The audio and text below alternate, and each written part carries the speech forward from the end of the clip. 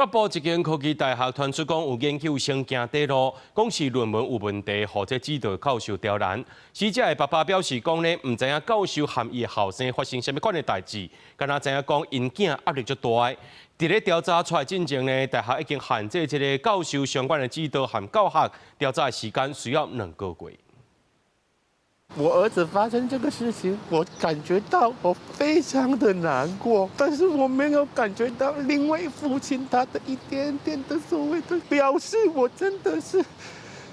難以接受。想到新生嗰個請養大漢佇咧讀北部某一間科技大學研究生的後生，所以因為敢若是論文的問題，認為和指導教授刁佇19自殺。傷心的家屬只敢若想要知影個性樂觀正乖的後生，甲指導教授之間到底是發生什麼代誌？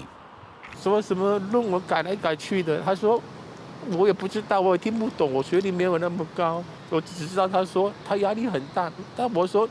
你對老師要做絕對的尊重。代誌的表在，敢若是因為有網友佇咧網絡頂發文講，伊一個讀北部某一間科大研究生的朋友，敢若是因為教授長期甲伊刁所自殺。論文的題目自1個到這麼該4遍啦，和這個研究生講已經盡力啊，驗過正忝。學校講代誌發生了，遂向家屬表達慰問，20正式啟動全面調查。等調查結果才會比較清楚，